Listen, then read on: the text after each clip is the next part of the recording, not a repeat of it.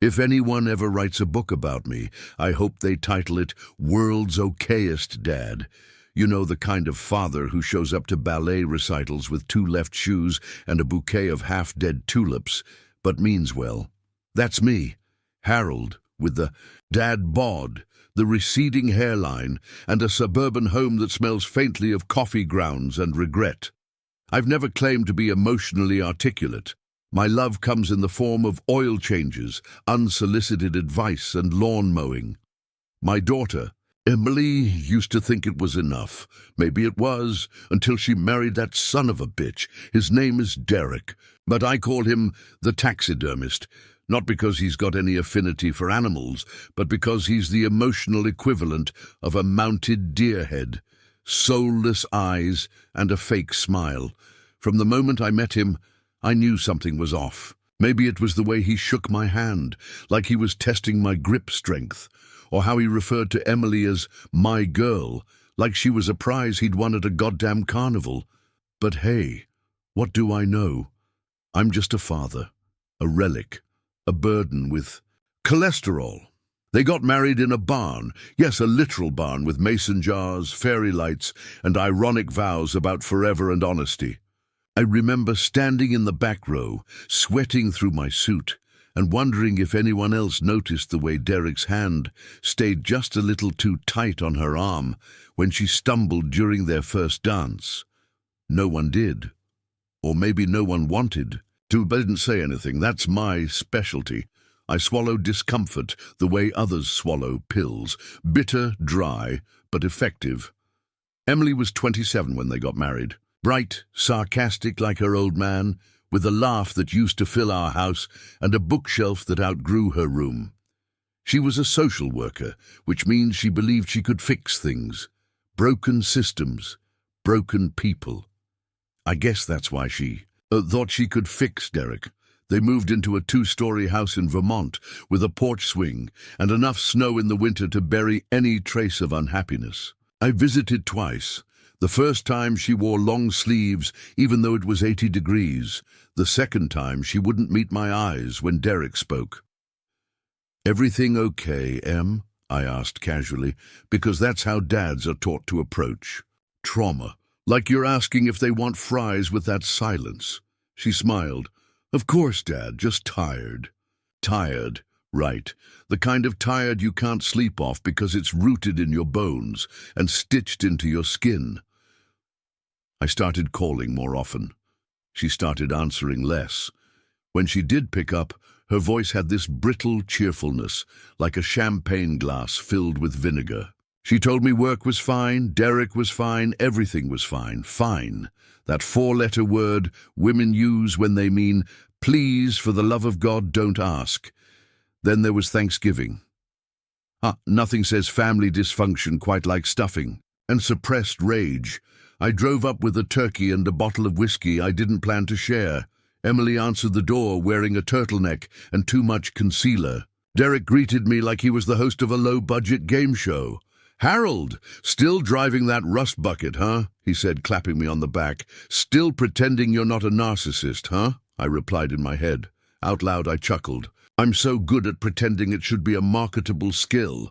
Dinner was awkward. Emily barely spoke. Derek talked about stocks he didn't actually own and how hard it was to manage a household when your wife had a bleeding heart complex. I almost choked on my green beans. At one point, Emily reached for the mashed potatoes and flinched. When he moved too fast, I saw it, and it was like someone turned down the volume on the universe. Everything got quiet, and I just stared at my daughter, my little girl with the scraped knees and crayon drawings, and wondered how the hell we got here.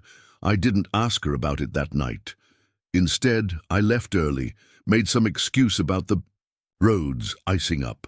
I drove to a motel 6 miles away and sat in the parking lot for 2 hours, chain-smoking American spirits and punching the steering wheel. The truth is, I didn't want to know. Because once you know, you have to do something. You can't unknow that someone you love is being hurt by someone they love. It's the emotional equivalent of walking in on your parents having sex, traumatizing, irreversible, and way too vivid. Gave it another week before I called again. "Hey, Em," I said, pretending to need help setting up a new printer. Classic old man bait. "Hey, Dad," she said, her voice small. I asked how she was. She said, "I'm fine." I almost screamed. Instead, I said, "You know, if you ever needed anything—" "I know," she interrupted. "No, I mean anything." There was a pause, a heavy one, the kind that feels like a door slamming shut in slow motion. "I'm okay, Dad. Really." Click. After that, I didn't hear from her for nearly a month. I spent that month Googling things like how to tell if someone is being abused and how to murder your son-in-law without getting caught. I learned a lot. Too much, probably. Like how abusers isolate their victims, how bruises don't always show, and how the justice system is about as useful as a screen door on a submarine. By the time Christmas rolled around, I was a mess. I started having dreams, awful ones, where Emily was screaming and I couldn't find her, couldn't save her. I'd wake up soaked in sweat and rage, staring at the ceiling fan like it owed me answers. I didn't go to their house that Christmas. I sent a card and a check, the way you do when you're a coward wrapped in good intentions. She didn't cash the check. The next time I saw her was by accident. It was early February. I'd driven up to Vermont on a whim. Yes, a whim, like a man who buys a gun just in case. I didn't tell her I was coming. I figured I'd take her to lunch, tell her some stupid joke, remind her that I existed outside of holiday cards. When I pulled into their driveway, I saw her on the porch. She was smoking a cigarette. She looked older, thinner. Her left eye had a faint yellow bruise, like a fading sunset. I got out of the car slowly. "Hey, stranger," I said. She jumped. "Oh, Dad, what are you doing here?" "Was in the neighborhood." Her laugh was a bark. "The neighborhood? What, like 100 miles out of your way?" "Wanted to see you." She looked down at her cigarette like it held the answers. "I don't have a lot of time." "Derek's. Inside?" "Right, of course." She fidgeted. I noticed her nails were chewed to the quick. Her sleeve slipped, revealing another bruise. This one looked fresher. I stepped closer. "Emily?"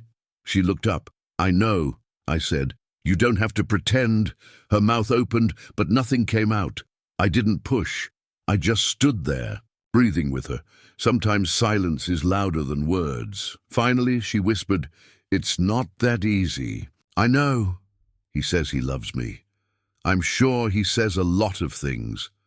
I don't know how to leave." "That's okay," I said. "You don't have to know today. Just know that you can." She looked at me then, really looked. And for a moment, I saw the girl she used to be, the one who built pillow forts and thought I could fix anything with duct tape and a hug. She crushed her cigarette under her shoe and went back inside. I didn't follow. I just got in my car, started the engine, and promised myself that if she couldn't leave, I'd make damn sure Derek did, permanently. After that day on the porch, I felt like a man suspended over a chasm, tethered only by dread and whiskey. I hadn't slept more than 3 hours a night, and even then, I dreamt of Derek's grin bending into something feral. I woke up convinced I'd hear Emily's sobs echoing down the hallway. The old house creaked under the weight of my paranoia. I arrived back home in Connecticut with a mission: find proof. Because if you can't point to bruises, if your daughter won't speak, the law and a million sympathetic strangers online will shrug and walk away. So I became a detective. I combed through our family photo albums looking for signs, pictures of Emily with forced smiles, awkward angles concealing her arms. I printed them in black and white at Kinko's and spread them on the dining table like crash site evidence. My wife Helen wandered in, saw the mess, and demanded to know if I'd finally lost my mind. "Harold," she said, peering at a faded shot of Emily at age 7, cheeks bruised from ice skating. "Are you accusing you-know-who of hurting our daughter?" "Maybe," I muttered. "Something's wrong. Or maybe everyone lies about everyone." She tapped the photo. "What if this is all in your head?" I wanted to shake her. Instead, I slumped in my chair, feeling the brittle weight of her doubt. She loved Emily and, by extension, Derek's charming persona. To Helen, Derek was a son. To me, he was a cage. I realized I needed backup. Enter my old college buddy, Scott, retired fireman, part-time counselor, full-time mooch. He showed up with a flask of bourbon and the emotional IQ of a semi-truck. "Dad radar?" he asked, taking a swig. "You sure you're not chasing ghosts?" I slapped photos down. "Help me figure out how to prove it." He scratched his beard. "Well, bruises fade. You need something fresh, like a recorded confession. Get the kid alone. Get him talking." "Or get my daughter alone," I said. "But she's good at disappearing." Scott shrugged. "Then we improvise." He sketched a plan on a napkin. Bug the house, record interactions, catch Derek in the act of intimidation. Criminal? Maybe. Patriotic? Definitely. The first hurdle was technology. I'm a man who still believes the cloud is a real place somewhere over Nebraska, but necessity forced education. I ordered 2 digital voice recorders, one hidden in a potted plant and another in my coat pocket. I downloaded apps with names like Spy Master. They make you feel like the world's worst James Bond. A week later, I drove back to Vermont with my briefcase of surveillance gear and a code name, Operation Save Emily. I arrived at their door under the guise of surprise visit, like an overzealous Amazon delivery. Emily let me in, smiled, wanly, and offered me tea, Earl Grey, 2 sugars, negligible comfort. I placed one recorder on the mantel, tucked the other into my breast pocket, and pretended to peruse Derek's impressive diplomas. An hour later, coffee gave way to grilled cheese, and conversations were sprinkled with polite silence. Derek kept answering my questions about my health with, "I'm great, Dad," each time pressing his hand on Emily's shoulder so hard her teeth nearly rattled. I kept the recorder rolling. After lunch, he excused himself to take care of something. In the garage, Emily followed, and through the open French doors I overheard her whisper, "Don't do this here," and him growl, "God, you're pathetic." The recorder caught it all. My heart thudded so loud I was sure Derek could hear it, but there was no denying the proof, demeaning words meant to break her, and her passive replies that betrayed her terror. Operation Save Emily had its first victory. Yet victory tasted like ash. I spent that evening holed up in my motel room, my second home, listening to the recording on repeat. Every syllable was a sword twist. I should have felt relief, but relief was for people who lived in fairy tales. I felt rage. The next morning, I slipped the recorder into Scott's mailbox back home in Connecticut and called him. "Got it," he said, sounding pleased. "You're one step closer to justice, or a restraining order against you." I laughed, hollowly. "So what now?" he said. "Get her out now." Simple in theory, impossible in practice. Because Emily was convinced leaving would make it worse. Derek's threats had a ring of credibility. No job, no friends, no family. He cloaked his violence in warnings of destitution. He said he'd make her regret it. I realized I wasn't just fighting a man. I was fighting her love, her fear, her sense of responsibility. Emily believed she could salvage her marriage the way I once believed I could fix my own mistakes. She thought admitting the truth was a betrayal of him, of herself. My next tactic was emotional. I rented a cabin nearby under the name H. Thompson and spent days waiting for her. I'd text her, "Want to grab coffee?" and stare at my phone for hours. When she finally replied busy, I ached until the next try. I knew guilt alone could crack her resolve, but I had to know if it would.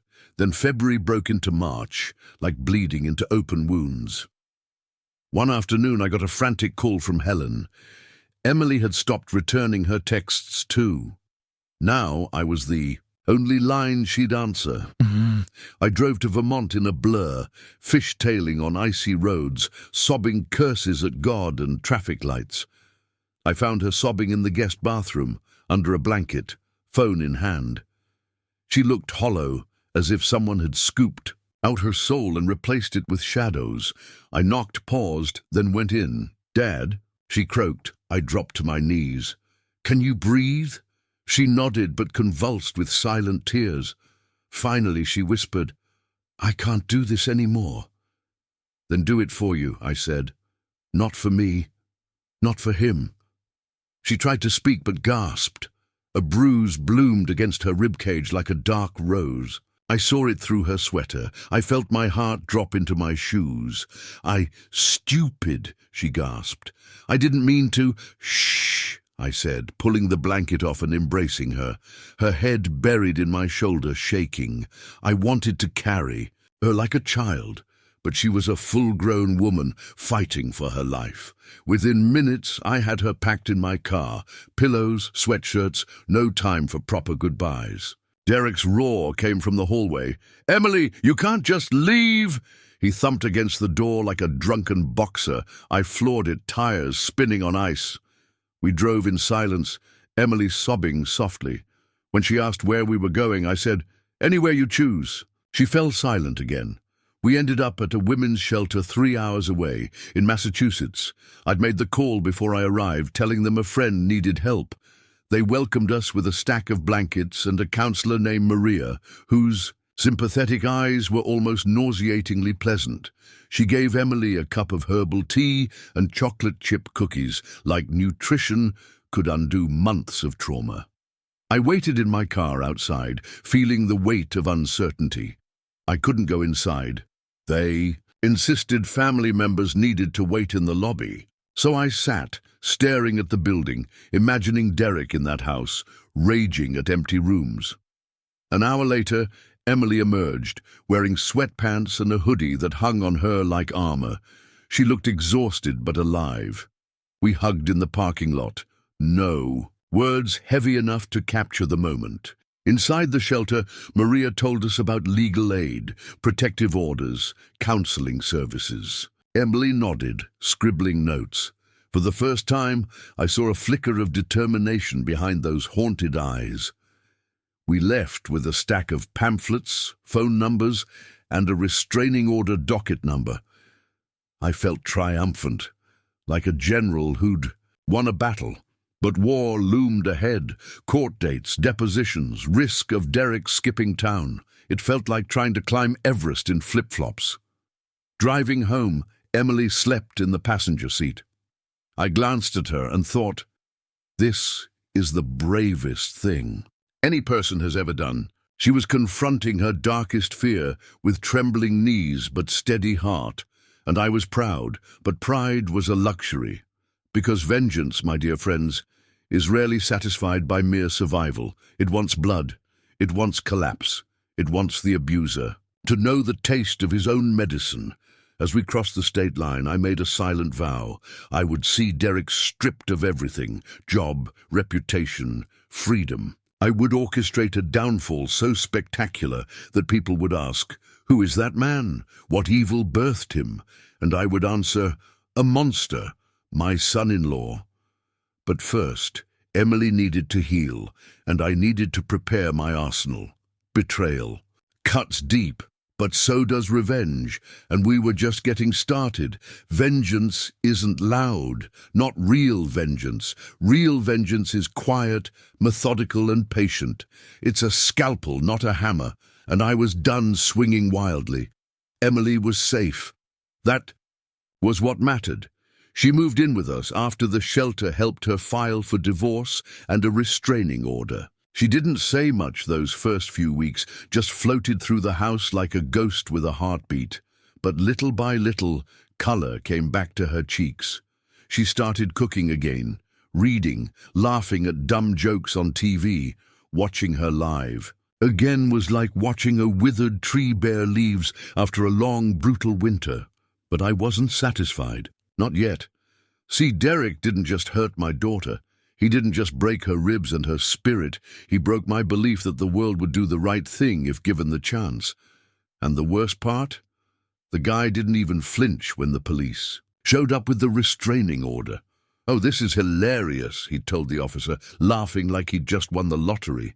"She's mentally unstable. She gets like this sometimes. Her dad's probably behind it all. Guy's obsessed. Obsessed? Maybe. But not in the way he meant, because while he was mocking us, I was turning screws he didn't even know existed. It started with the recording. The one I'd captured on my little spy device during my surprise visit. I sent copies to 3 places. His job, an engineering firm with zero tolerance for domestic instability. The police, just to have it on file. And, most deliciously, to his mother. Yes, his mother. A pious, sanctimonious churchgoer who thought her golden boy could walk on water. I included a note that read, "Thought you should hear how your son talks to women, especially your daughter-in-law." 3 days later, Derek was put on indefinite leave from his job pending internal investigation. His mother left me, a voicemail sobbing, begging me not to destroy her son. I didn't reply. Next came his friends. I created a fake Facebook account. A woman named Maggie, who claimed to have dated Derek briefly. I filled her timeline with screenshots of the audio transcript, quotes from the recording, vague allusions to a history of manipulation and cruelty. Nothing slanderous, just enough smoke to suggest there was fire. The comments section exploded. Some of his buddies unfriended him. A few sent messages asking if Maggie was okay. A few sent angry emojis and disappeared. But I wasn't done. I knew Derek was trying to rebuild, start fresh, probably hoping the drama would fade like a bad haircut. So I made sure that everywhere he turned, there was a roadblock. Job interviews. I sent anonymous character concerns to HR departments. They never called him back. New girlfriends? I messaged them screenshots and links. One called him a psycho and ghosted. He tried moving to a new apartment. Suddenly, his application was rejected. I'd emailed the landlord a PDF titled "Potential Risk Documented Abuse Allegations." Am I proud of all that? No. Wait, that's a lie. I'm proud as hell, because vengeance doesn't just taste sweet, it tastes earned. But what finally broke him wasn't me. Not directly. It was Emily. She testified. Calm, steady, unshaken. In court, under oath, in front of a judge who'd seen it all, she told the truth. About the nights he shoved her down the stairs, about the bruises she hid under scarves, about the threats, the gaslighting, the way he made her question her own reality. She looked at him like he was a stranger. And for the first time I saw fear in his eyes. The judge granted her full protection, gave her the house, froze his accounts until the divorce settled, ordered him to attend anger management, submit to therapy, and surrender his firearms. And when Derek tried to make a scene, tried to call her a liar in open court, the judge slammed the gavel so hard it echoed off the walls. Afterward, Emily walked out of the courtroom into the sunlight like she'd just finished a marathon.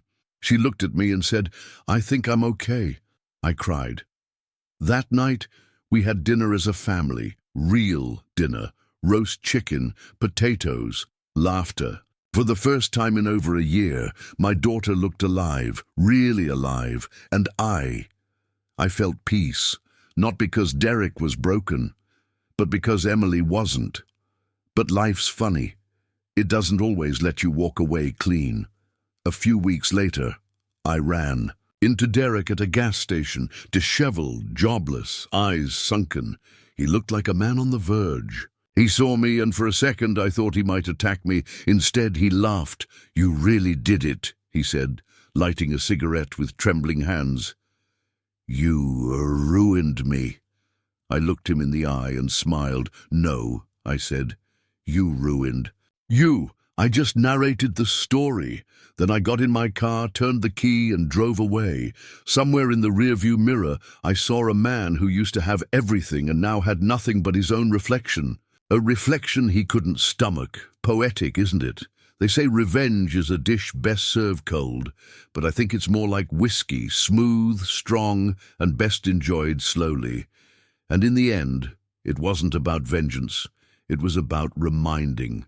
A monster, that he was never invisible, that someone saw him, and someone made damn sure the world saw him too.